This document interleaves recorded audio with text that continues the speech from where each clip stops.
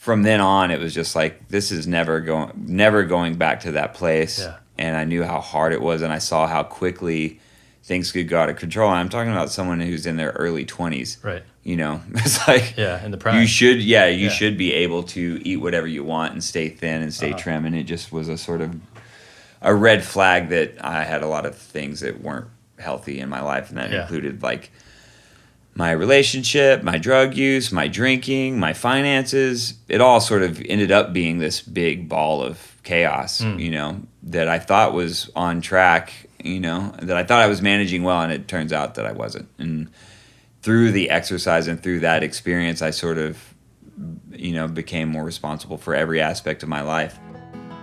Well, hello, this is Riki Bryan, creator of Hardboiled Holistics, alternative fitness studio and positivity incubator in Brooklyn, New York. I'd like to thank Ty for having me on the Jalapeno. It was a lot of fun, and I look forward to reporting lots of growth and development in round 2, hopefully sooner than later. Until then, you can find us at hardboilednyc.com, at hardboilednyc on Instagram, and the same for Facebook. Hit us up. Hi, everyone. Thanks for listening to the podcast. This is Ty, your host. Excited to have Riki on the show. I've known and have been training with Riki for a couple of years now. Great guy, very much dedicated to learning, to living well, and living thoughtfully.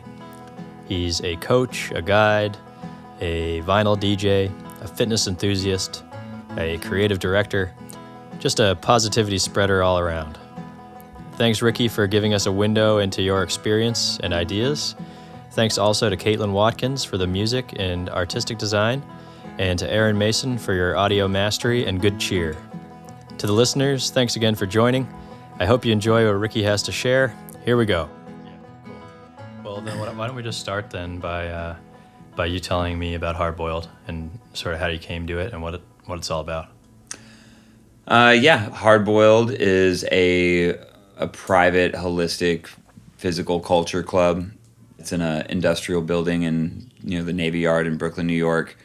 It was originally started by Greg Ramirez and called the Gun Club. And then I was an apprentice of his for quite some time, and he had to relocate, and so I absorbed the business from him and sort of made my own thing out of it.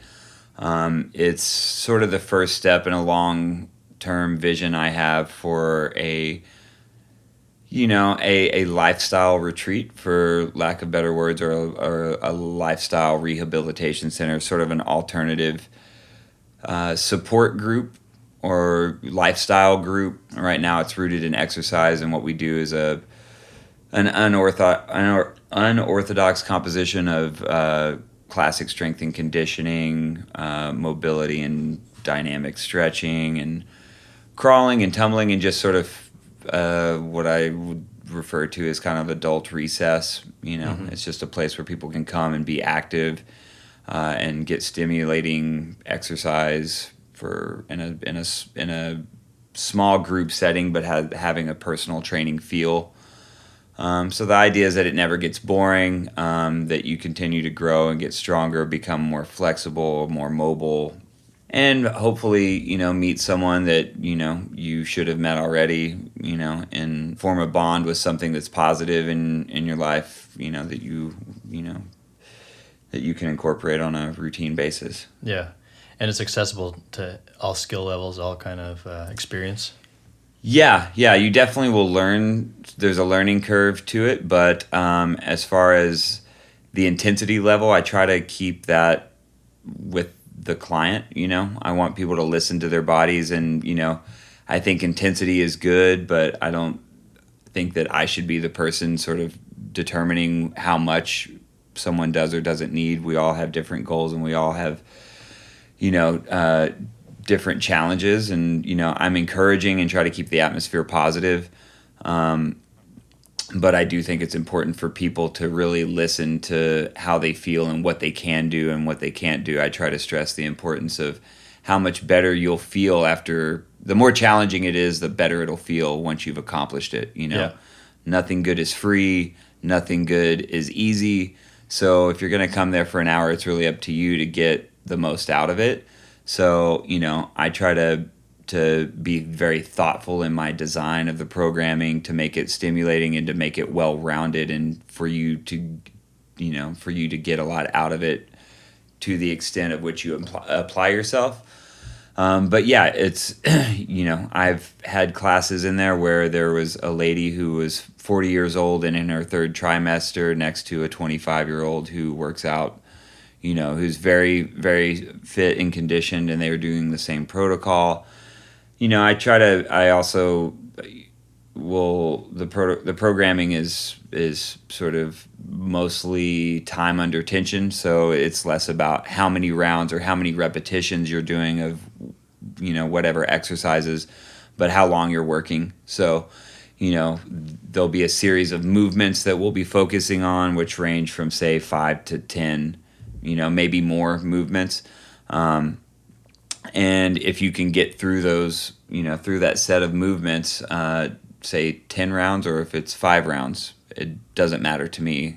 Someone who comes in who's very fit and very aggressive and likes to be explosive and move fast, maybe they get through it 10 rounds. Maybe someone who is less conditioned or needs more time, they do 5 rounds. Well, at that point, they're both getting the same thing from it, Right. because they're working, at their threshold for a certain amount of time, and that's the goal.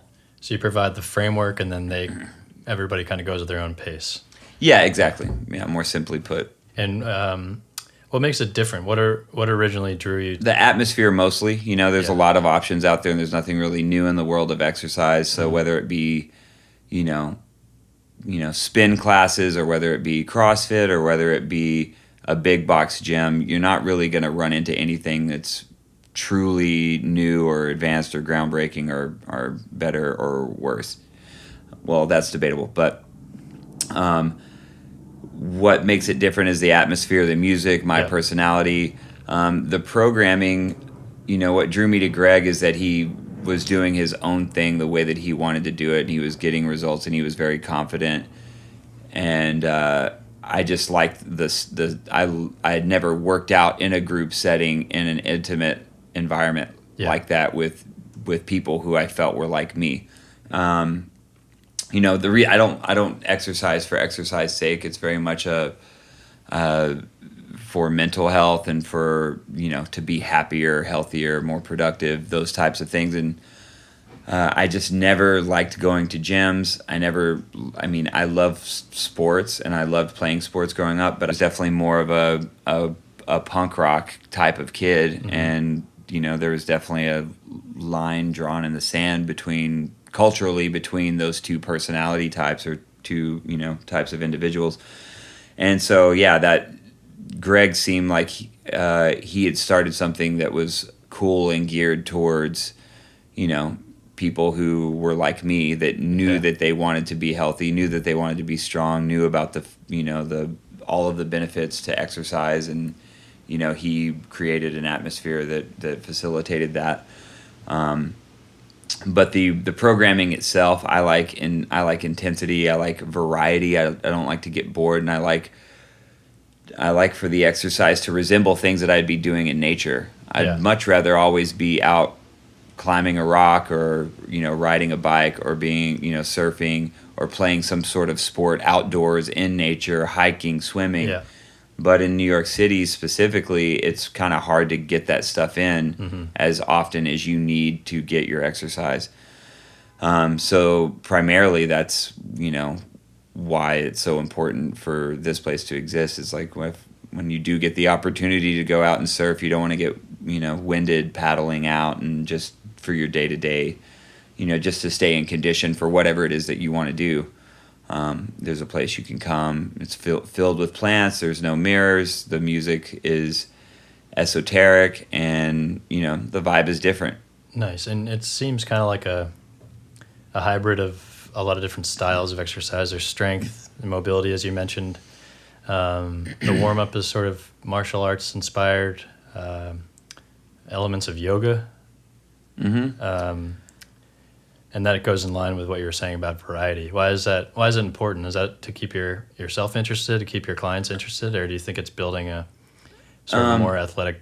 I think all of those things, you know, really. But yeah, and to the point of not getting bored, I think it's reflective of my personality and why that type of practice interests me. I don't like one type of music. I'm very much into all different types of music, all the different types of food, and I like variety, and I like to be stimulated, and I hate burning something out. Yeah.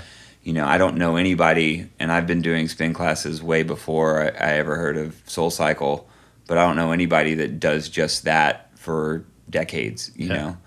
You know, there needs to be variety, and I wanted to create something that's exercise, you know, for a lifetime. You know, you provide people with a lot of different tools that they can carry into their own life, and, you know, you can, you know, practice into old age. Right.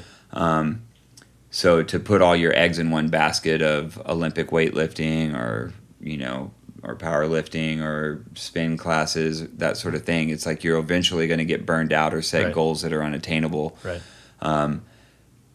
But yeah, I just like being physical in that way, you know, moving inanimate objects around in hyper narrow movement patterns is really boring to me. Yeah. If I'm doing that twice a week for short periods of time and it's really heavy weight, then that feels good and is a different type of stimulation. Yeah. But on a day-to-day basis, you know, you want to get some of the things that yoga brings to the table. You want to get, you know, these types of natural movements that our bodies are designed to do all in kind of one package. Right. So yeah, I mean, I there's a million different ways I could probably romanticize or frame what it is that we do, but, you know, ultimately, to me, it feels like the place to do the place that it feels like a yoga practice, but it's more intense and more varied, and you get more out of it than just going and doing yoga. And I love the yoga practice, and I think it's great. But I know many people who think that that's the only source of exercise that they need. Right. And I'm not saying that that's not the case. I'm just saying, well, I definitely need more than that. Yeah. But I want that too, and so I don't want to have a membership to a yoga studio. I want to have a membership to a big box gym and a membership to a spin class. You know, I try to give people a unique unique combination of all of those things, and, you know, keep them on their toes and stimulated and not getting bored. Yeah. And it's not, you know, grueling weightlifting in a traditional sense. It's more about being consistent, nothing extreme about it, just consistent functional movement so that you can last, so that your body can last, so that you can continue hiking, surfing, biking for as long as you're around. And become more durable, you know.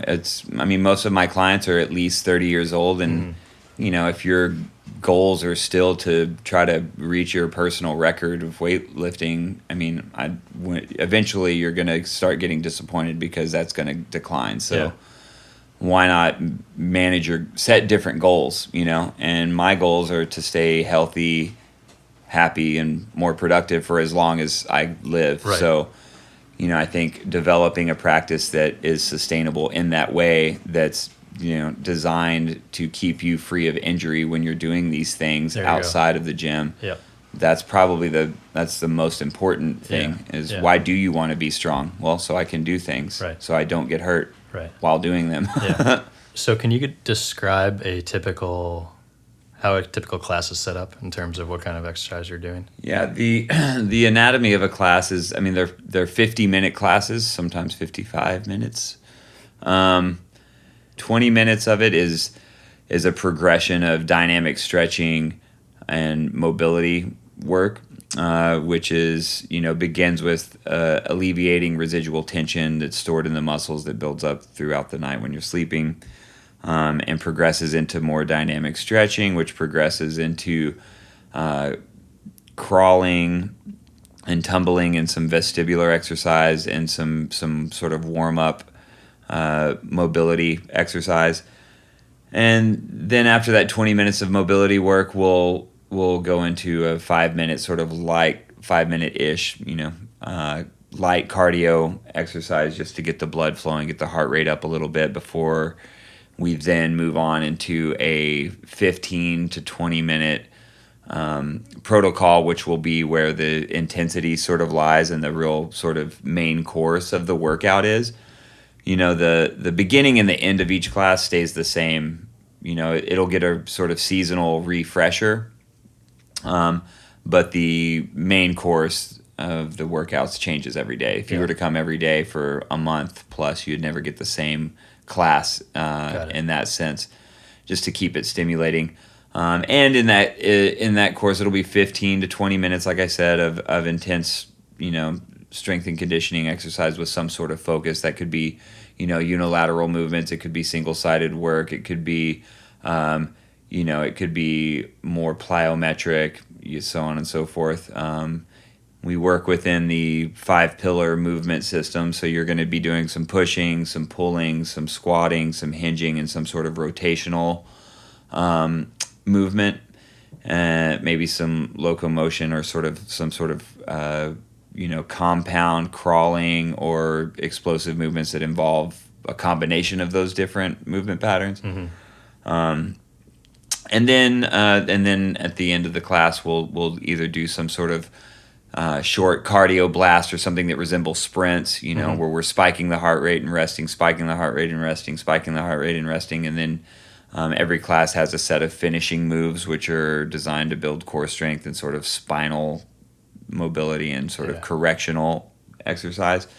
So in every class, you get a lot out of it. You go to a spin class, you get a spin class. You ride a bike, and I'm not saying that's not good. I love it, but it's not the only thing that I need. So in my classes, within an hour, you come in and you're going to get, you're going to get corrective exercise. You're going to get restorative exercise. You're going to get core work. You're going to get full body work. You're going to get explosiveness. You're going to get intensity. You're going to get therapeutic.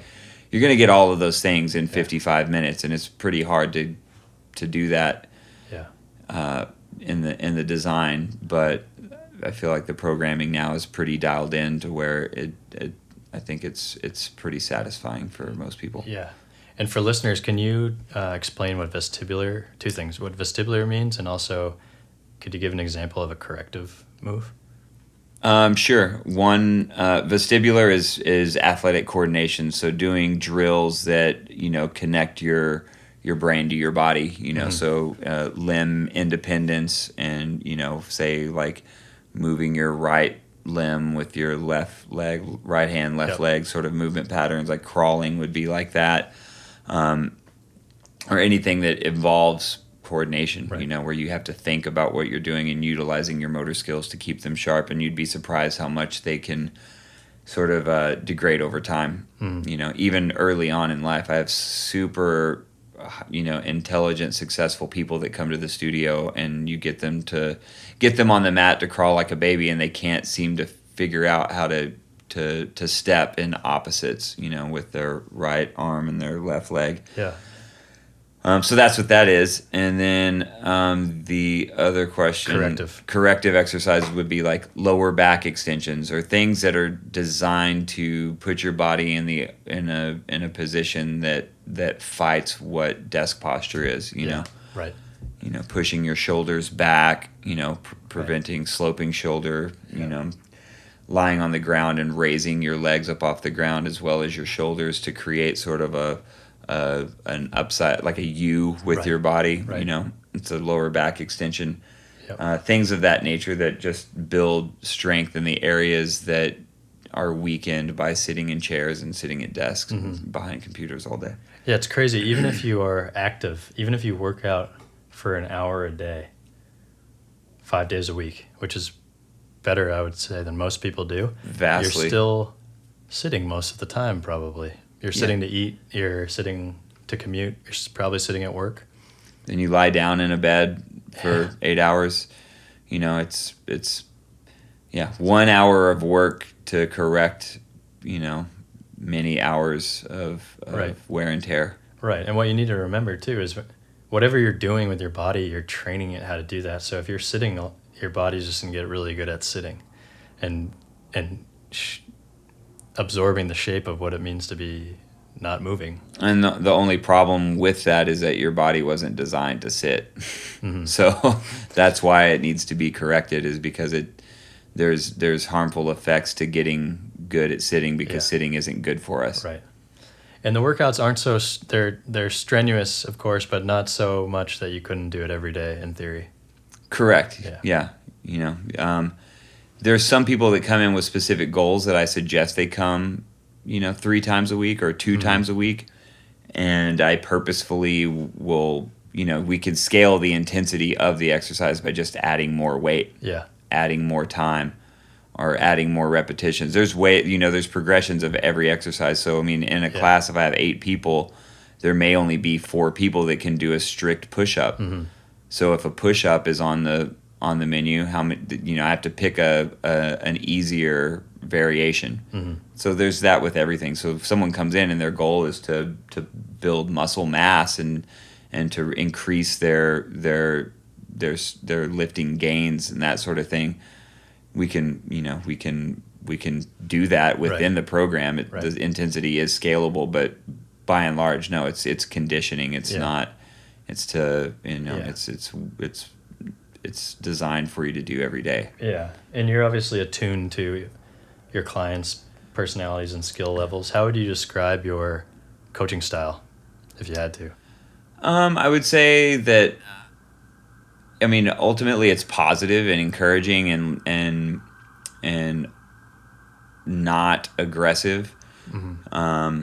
But I think one of my positive traits, or what makes me good at it, is that I have it's my level of empathy or emotional intelligence, and being able to be cognizant of when someone's trying too hard, or when they're not feeling their best, or when they're feeling discouraged, or when if they're the type of person that wants to get, there's some guys that come that they want me to talk shit to them and they want me to push them in that way. Yeah. And then there's some people that just need to be encouraged and told good job and, guided along. Get that type of positive reinforcement. Yeah. So I think there's people in life in general, we've all worked with coworkers who don't possess those skills. And I think that in a personal training environment, it's particularly important, and maybe not a common trait of personal trainers.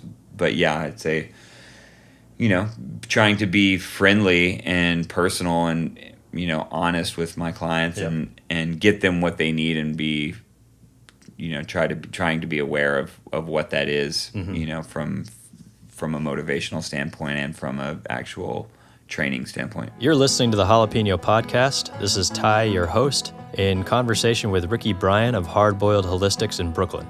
Check out the Hardboiled website at hardboilednyc.com.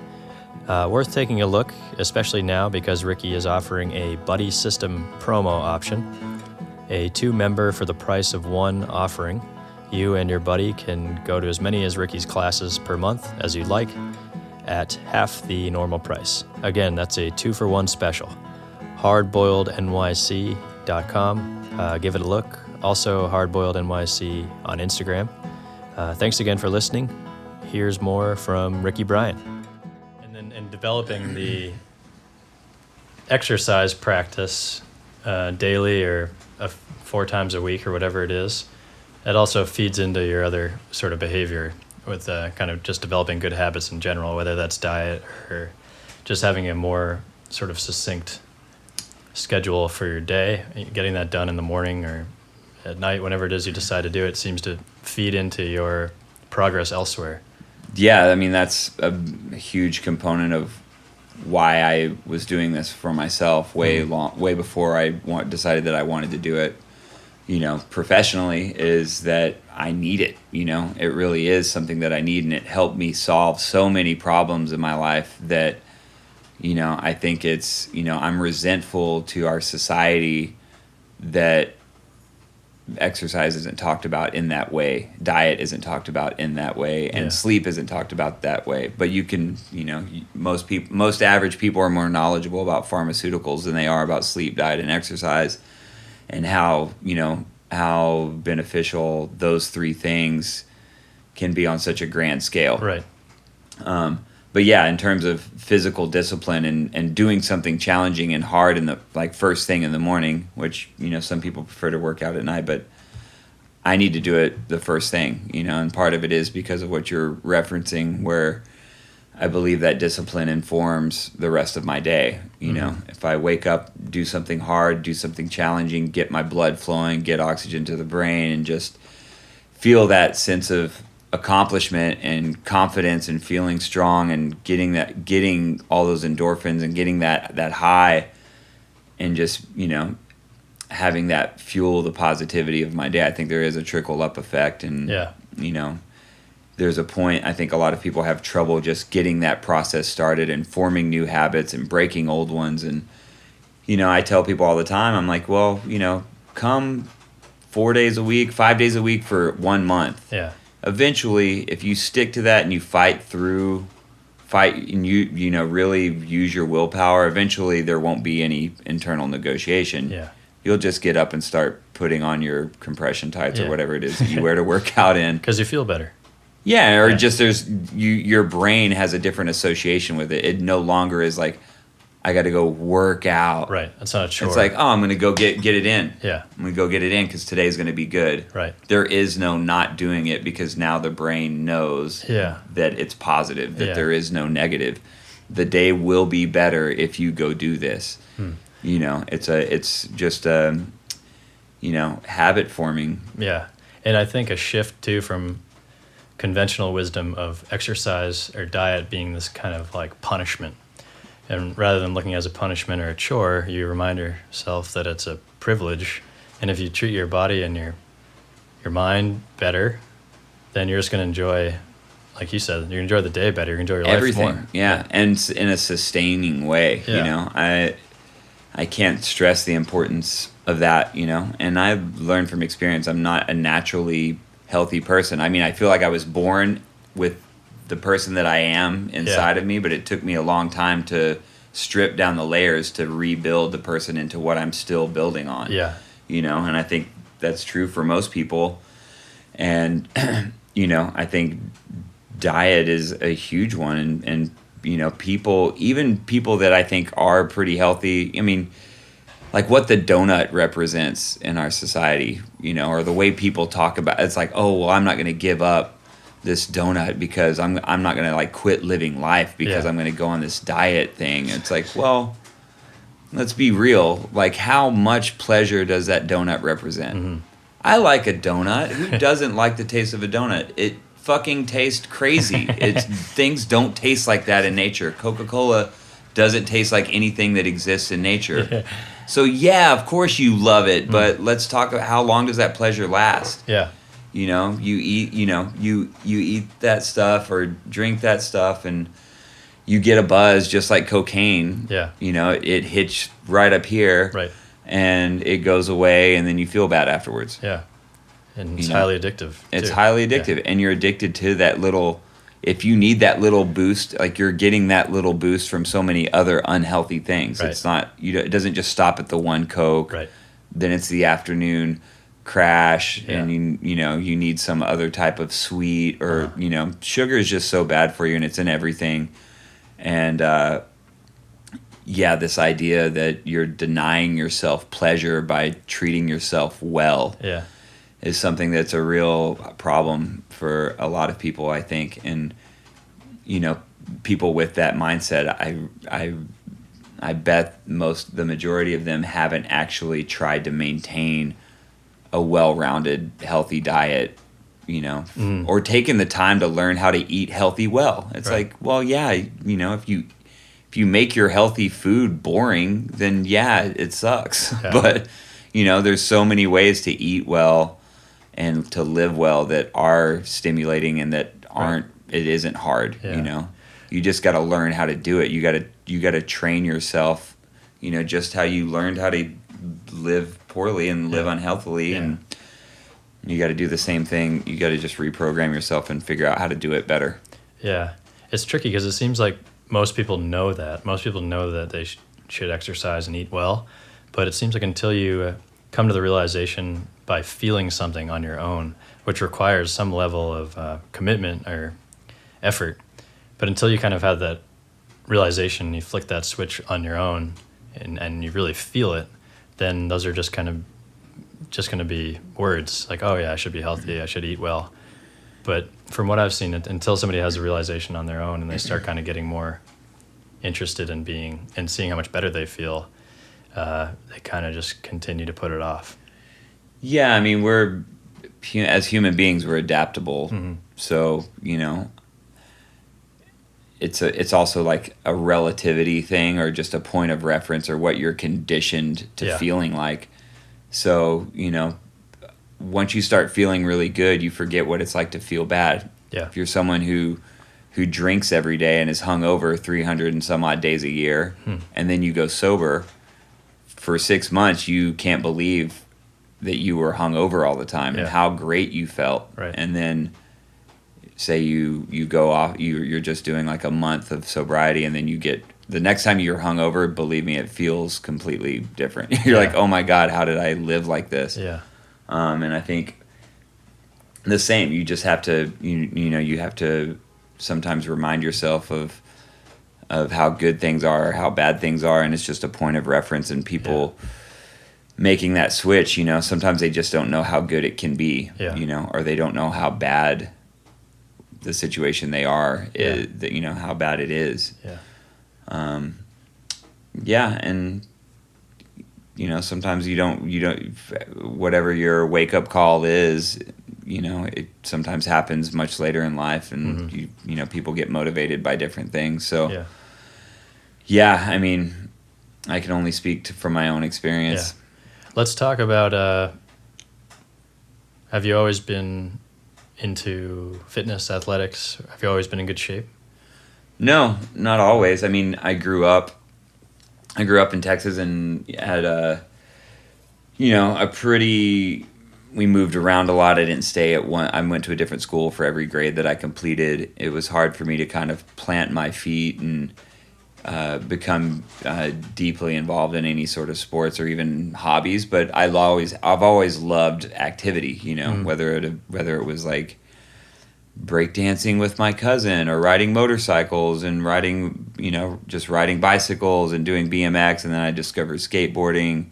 But, you know, like as a kid, I played Pop Warner football when I was in soccer and baseball, and up all the way through up until high school. You know, like high school, I played until my sophomore year. I played football, and I played baseball. You know, I boxed, but you know, it all kind of fell by the wayside once I discovered music and got way into music, and you know, and skateboarding, and just kind of fell into more of a counterculture obsessed kind of person, and just really didn't like athletics, didn't really like my coaches, you know, kind of really took the teenage angst to you know, the nth degree, and was just generally disinterested. I just didn't like authority. I questioned authority. I didn't trust authority figures. I didn't trust, you know, a lot of that stuff, and I just became obsessed with music, and that sort of consumed my life from that point on. But I did get into later on. I got into cycling. Was sort of my rediscovery of how much I liked physical activity. I mean, I always like exercised here and there, and even actually, let me back up. When I was 21, I gained and lost about 70 pounds. So that's a huge factor in this little short story.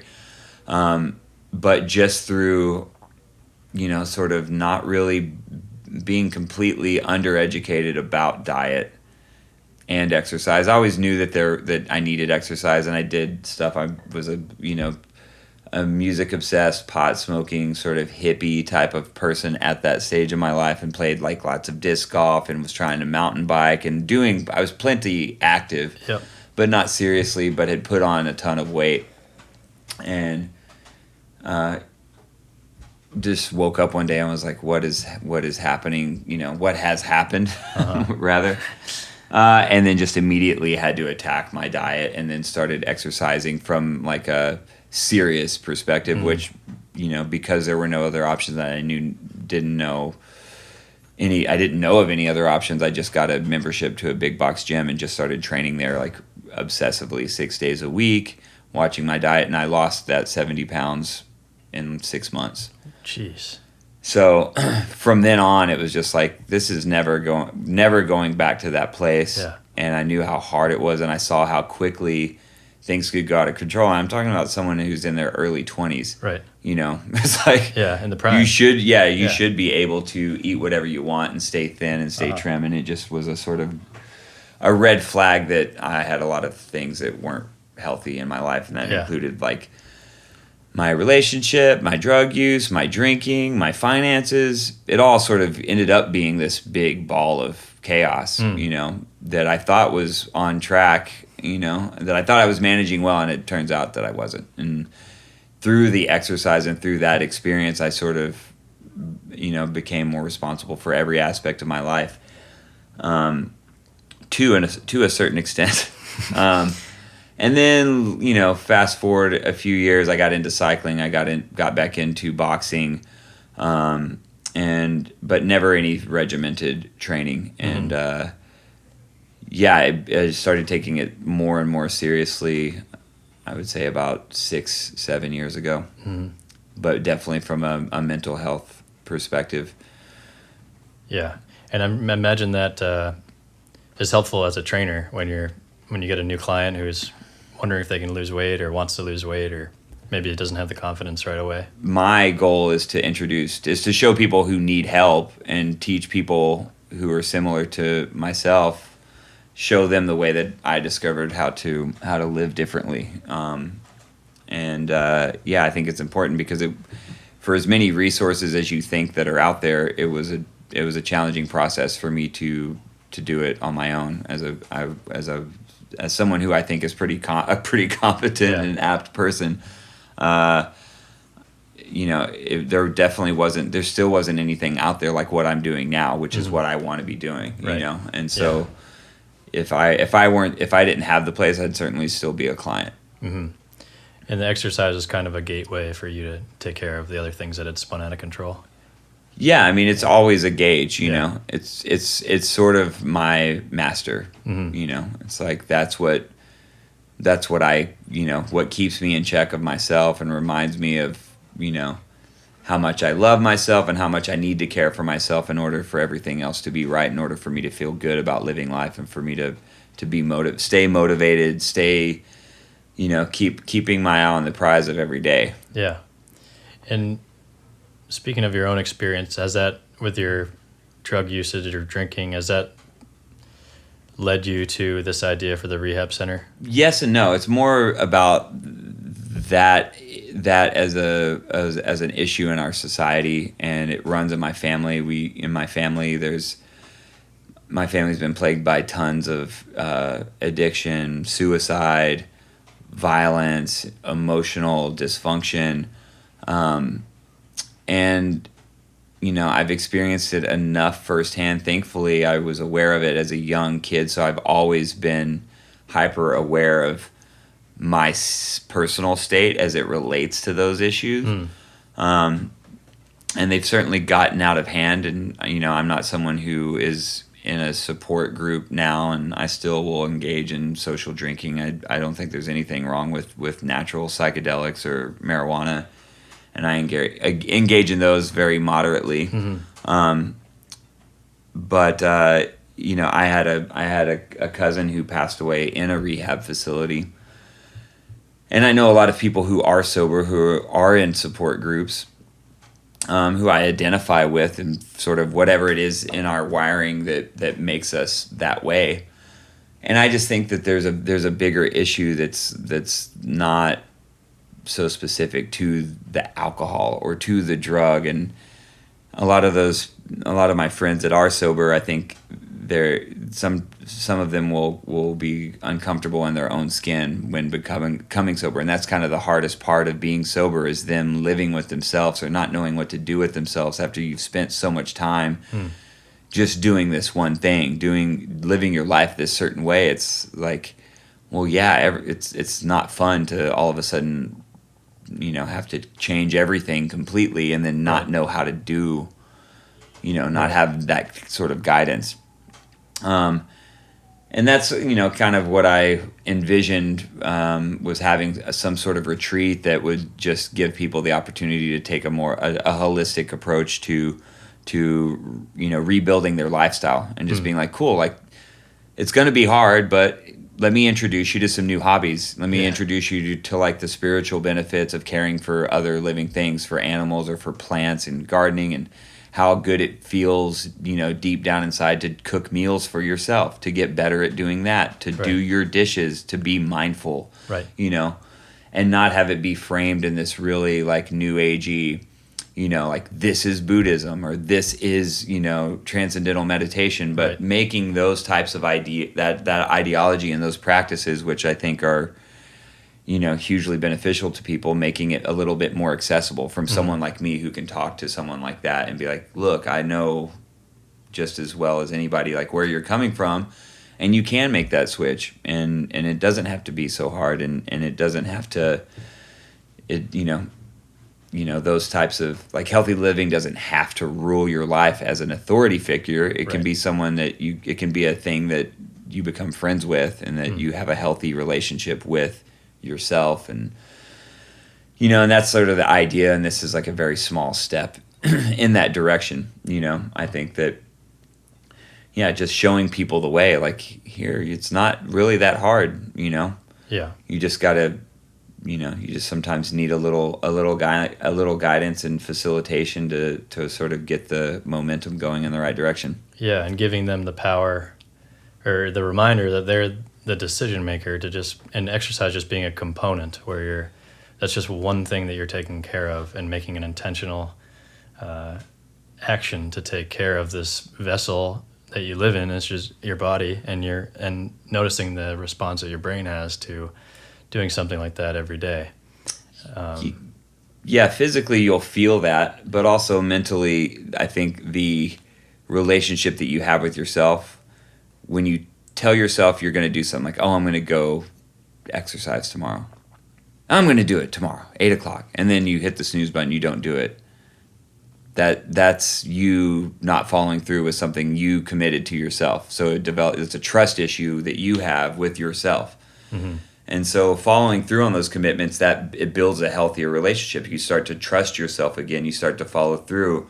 And committing to doing something that's hard and intense like that, you get the physical benefits, you get the endorphin high, you get your blood flowing, you feel stronger, you're feeding your muscles, and all that good stuff. But at the end of it, it's you did something that was hard first thing, and the rest of the day is going to be easy in comparison, because like whatever stresses you out, whether it's your finances or your relationship or whatever, having a phone conversation or having a conversation with your boss or with your girlfriend or wife or whatever, it's like those things become much easier to manage in comparison to some sort of grueling physical thing where you're pushing the intensity or it's so hard that you're having to tell yourself, no, I'm not going to quit. No, I'm not going to quit. Even though everything's saying, oh, I can't do this. Oh, I can't do this. And you break through that wall and then you do it.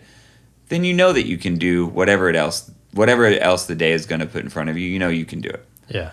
So I think that's like a important component for people who suffer from that type of, addiction and behavioral dysfunction that involves like a relationship with yourself, and self-trust issues. Yeah. And I don't know enough about this, so I don't want to sound insensitive, but when you, rather than depending on some sort of medication to throw a blanket over or mask a certain symptom, the idea of going back to what's causing your need to want to mask whatever's going on or want to kind of dull your experience, and having this exercise as being one kind of entry point into just flicking a little switch and saying, okay, I'm going to make my decision to be in charge of my well-being rather than depending on something else to make me feel good for a brief amount of time. Well, it's a vastly complicated issue, and unnecessarily so, and done so by our medical industry, which, I think there are certainly necessary medications and unbelievable technology out there that is also like incredibly beneficial. But by and large, there's a lot of things that diet, exercise, and sleep will correct. That could easily be, some symptoms could easily be prescribed a myriad of different medications that don't correct. Just like you're saying, you're not going to the source of the problem. You're medicating the symptoms of the problem, and oftentimes that medication will create other symptoms that also need medication. There's a trickle down effect of not many people that are just on one medication. Yeah. It's no mystery to why. You take a blood pressure medication and that does something to your libido, so then you have to take Viagra, so then that creates some sort of other side effect. It's just, and that's it's unfortunate that, all of these issues that I've experienced throughout my life, now I just don't seem to have them anymore, and I'm as old as I've ever been, so what does that tell you? I just think that our body is an amazing piece of intelligent design that has all the tools to survive, and we just, I think, we just, society neglects to tell us that, and as the human ego and in the medical profession, and I'm not saying that it's the doctor's fault or anyone else. I'm just saying that, that there's an ego and a motivation to create certain medications, and as human beings we think that we're so intelligent and that we can figure out the way things work and solve these problems, but it's all in there already. Our body's designed to fix itself, and it does an amazing job when you let it. When you give it, when you're sleeping, it's fixing all sorts of shit on its own. When you feed it, it's fixing all sorts of shit on its own. Yep. What are you feeding it that's helping fix it? Stuff that grows in the fucking ground. Because Mother Nature, it's not the processed foods and the processed flours and all the stuff that we've designed to sell more that's less nutrient dense. Everything that Mother Nature has done is vastly superior. So it's like, why would you ever get in that competition? Well, you're a creative guy. Being an entrepreneur obviously requires a level of creativity. Where does the inspiration come from? The inspiration for, to be always learning, creating things, running a business. I think just look around. If you can't find inspiration in something, then you're not looking hard enough. I don't know where that saying comes from, but I didn't make it up, but it couldn't be more true. There's so many amazing people, past, present, and future, and things in the world to draw inspiration from. I think if you can't find it, you should just keep looking.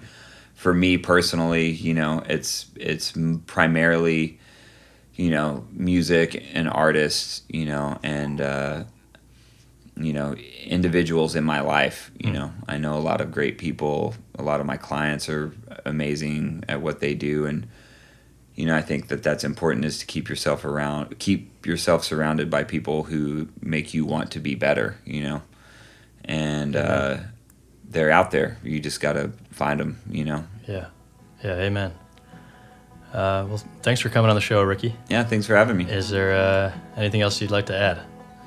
No, that's it. That's it. Cool. That's all I got. Awesome. Gassed.